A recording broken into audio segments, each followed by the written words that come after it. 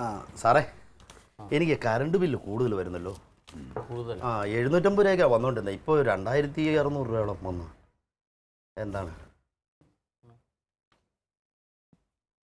നിങ്ങൾ ഉപയോഗിച്ചിട്ടുണ്ടാവും. ഇല്ല സാറേ, ഉപയോഗിക്കാതെ അത്ര കൂടുതൽ വരില്ല. അയ്യോ, എൻ്റെ വീട്ടിൽ കറണ്ടിൻ്റെ വലിയ സാധനങ്ങളൊന്നും ഇല്ല. എന്തറിയോ, ആളുകൾ നന്നായിട്ട് ഉപയോഗിക്കും, എന്നിട്ട് അവസാനം പിന്നെ ബില്ല് കൂടിയെന്നും പറഞ്ഞിട്ട് കംപ്ലൈൻറ്റും പറഞ്ഞു വരും. ഇതെന്താ അറിയോ, നിങ്ങൾ ഉപയോഗിച്ചിട്ടില്ലെങ്കിൽ കറണ്ട് എങ്ങനെയാണ് പോകുന്നത് എന്നുള്ളത് നമുക്ക് കണ്ടുപിടിക്കണം. ചിലപ്പോൾ ഈ എർത്ത് വഴിയൊക്കെ പോവാം. അതല്ലെങ്കിൽ പിന്നെ ആ മീറ്റർ മാറ്റി വയ്ക്കുകയൊക്കെ ചെയ്യേണ്ടി വരും. അല്ല സാറേ, ഇത് വേറൊരു പ്രശ്നമുണ്ട്. ഇത് 6 മാസം മുമ്പ് ഈ മീറ്റർ മാറ്റി വെച്ചാ ഇത് ഈ സാർ വന്ന് അതെ സംഭവം മാറ്റിയതാണ്. ചിലത് കംപ്ലൈന്റ് ഉണ്ടാവും. ചേട്ടനൊരു കാര്യം ചെയ്യും, ഈ ബില്ലും വെച്ചിട്ട് എനിക്കൊരു കംപ്ലൈന്റ് കൊടുക്ക്, ഞങ്ങൾ വന്ന് ശരിയാക്കി തരാം. ഉടനെ തീരുമാനം ഉണ്ടാവുമോ? കൊടുക്കാദ്യം. എവിടെയാ? എൻ്റെ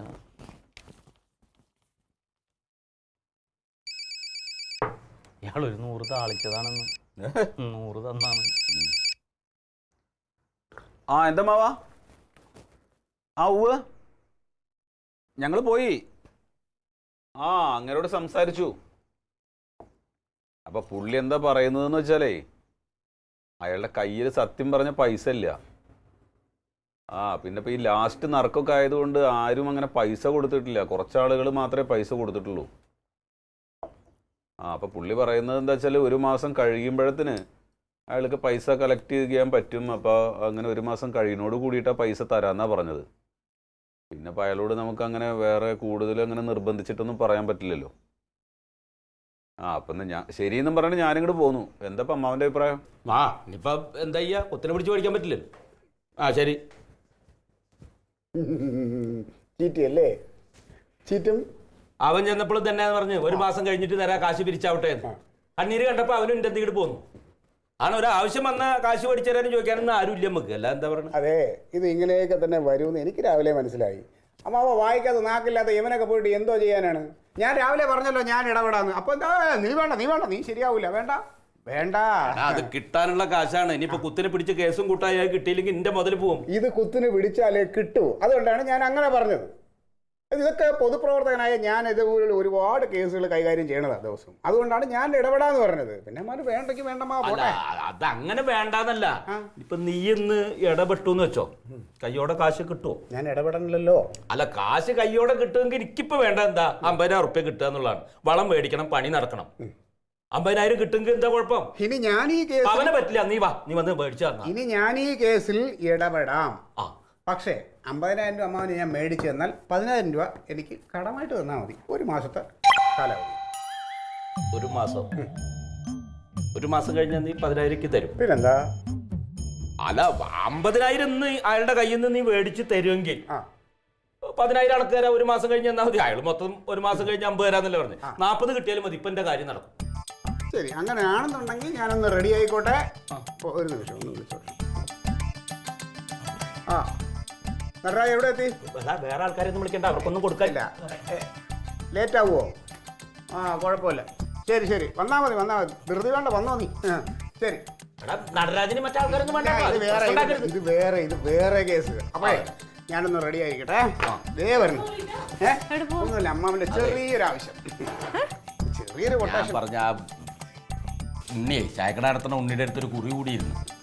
അപ്പൊ അതിന്റെ കാശ് പ്രാവശ്യം കുറി ഇരിക്കാനുള്ള അത് മേടിക്കാൻ വേണ്ടിട്ട്. അപ്പൊ പീറ്റേഴ്സും വരാൻ എന്നിട്ട് മേടിച്ചു തരാന്ന് പറയാണ്. അതുണ്ട്, അല്ലാണ്ട് അന്റെ കെട്ടിയന്റെ കൂടെ വരില്ലല്ലോ. അത് കെട്ടിയവന് എനിക്ക് വേണം.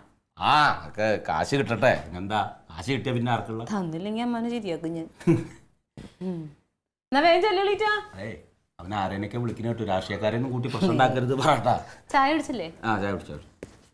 എന്നാ പോയിട്ട് വാ, വേഗം വാക്ലീറ്റ വേഗം വരുമോ? എന്റെ ഷർട്ട് ഇവിടെ ഉണ്ട്.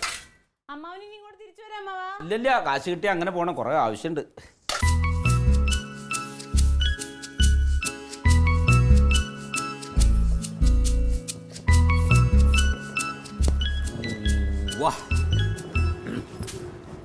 ശരി എന്നാ നിക്കടാ, കുടിച്ചിട്ട് പോ. എടീ, അമ്മാവൻ പോയാ? അമ്മാവന് പോയി ക്ലീറ്റൻ പോയി. എവിടെ പോയി? മറ്റേ പൈസ മേടിക്കാൻ, ചിട്ടി പൈസ മേടിക്കാനായിട്ട് പോയതാന്ന് പറഞ്ഞു. അതിനെന്തിനാ ക്ലീറ്റസിനെ കൊണ്ടുപോയത്? അമ്മാവൻ പറഞ്ഞു അല്ലെങ്കിൽ പൈസ വൈകുന്നോ അതുകൊണ്ടിട്ട് വേഗം മേടിച്ചു കൊടുക്കാന്ന് പറഞ്ഞു ക്ലീറ്റോ. ആ ഇപ്പൊ എങ്ങനെയുണ്ട്? എന്തേ എന്താടാ അമ്മാവ മറ്റേ പൈസ പഠിക്കാൻ വേണ്ടി ക്ലീറ്റസിനെ കൊണ്ട് പോയിരിക്കാണ് ഇപ്പം.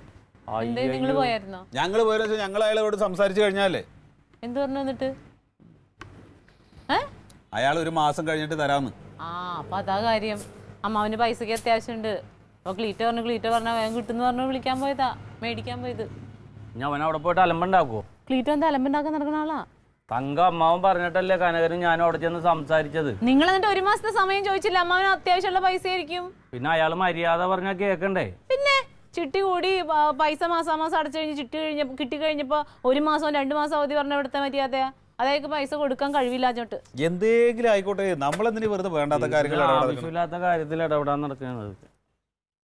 ഇവൻ ശരിക്കും ഇവൻ ആരാടാ ഇവിടുത്തെ? നോക്കണ്ടോ ഇവിടുത്തെ കാര്യങ്ങളൊക്കെ തീരുമാനിക്കുന്നത് നീയാണോ?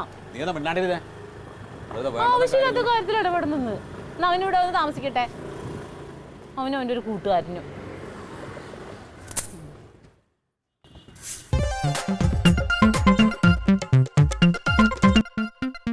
Alien versus Alien.